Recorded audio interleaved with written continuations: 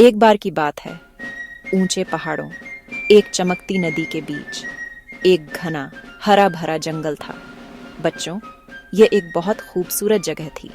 पेड़ों की पत्तियां, हरे रंग की सभी छटाएं और हर जगह रंगीन फूल खिले रहते थे।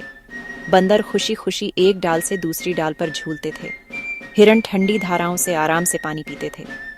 पक्षी दिन भर मीठे मीठे गाने गाते थे। जंगल जीवन और खुशी से भरा था। हर जानवर बड़ा, हर जानवर छोटा, उसका अपना घर था और वह अपने पड़ोसियों के साथ शांति से रहता था। यह एक अद्भुत साम्राज्य था, एक स्वर्ग जहां हर कोई संतुष्ट था और अपने दोस्तों और परिवार के बीच सुरक्षित महसूस करता था। लेकिन इस खुशहाल साम्राज्य में एक बहुत बड़ी समस्या थी। इस जंगल का राजा शेरू नाम का एक ताकतवर शेर था। वह बहुत बड़ा था, उसकी शानदार अयाल थी, उसकी दहाड़ से पेड़ों के पत्ते तक हिल जाते थे। शेरू ताकतवर था और बहुत घमंडी था। एक शाम जैसे ही सूरज ढलने लगा, जानवरों ने तय किया कि वो अब और डर बर्दाश्त नहीं कर सकते। भोला, समझदार भालू ने एक गुप्त सभा बुलाई जहां शेर उन्हें नहीं ढूंढ पाएगा। हर जानवर आया। वहां हाथी, हिरण, बंदर, लोमड़ी और बहुत से दूसरे थे। वो एक बड़े बरगद के पेड़ के नीचे इकट्ठा हुए, चेहरे चिंता से भरे थे। हम ऐसे नहीं जी सकते। उसकी आंखें आंसुओं से भरी थीं। हम हर दिन अपने दोस्तों और परिवार को खो रहे हैं। हमारे बच्चे घरों से बाहर निकलने से डरते हैं। सब ने दुख भरी सहमति में सिर हिलाया। शेरू ताकतवर है, हम उससे लड़ नहीं सकते, पर शायद हम उससे बात कर सकते हैं। क्या होगा अगर हम शेर के साथ एक समझौता कर लें? हम रोज एक जानवर उसकी मात भेज देंगे ताकि वो बिना शिकार किए खा ले और बाकी सब थोड़ा सुरक्षित महसूस करें। जानवर हिचकिचाए, लेकिन बेहतर हल किसी को सूझा नहीं। आखिरकार भारी मन से सब सहमत हो गए। अगली सुबह वरिष्ठ जानवरों का एक समूह शेरू की मात गया और इस तरह यह शुरू हुआ। हर दिन लॉटरी से एक जानवर चुना जाता।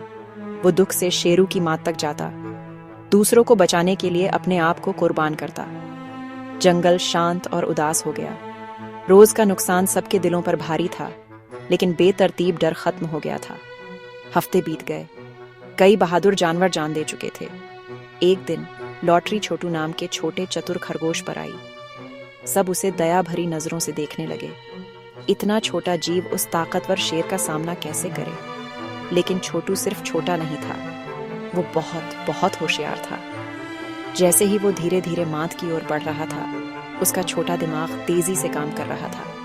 वो मरना नहीं चाहता था, ये समझौता खत्म करना चाहता था। ताकत सब कुछ नहीं होती, उसने सोचा। शेरू ताकतवर है, लेकिन उसका घमंड उसकी कमजोरी है। पानी में अपनी परछाई देख एक युक्ति बनी। छोटू मात पर हांफता हुआ पहुंचा। तुम छोटे से निवाले, इतनी देर से आने की तुम्हारी हिम्मत कैसे हुई?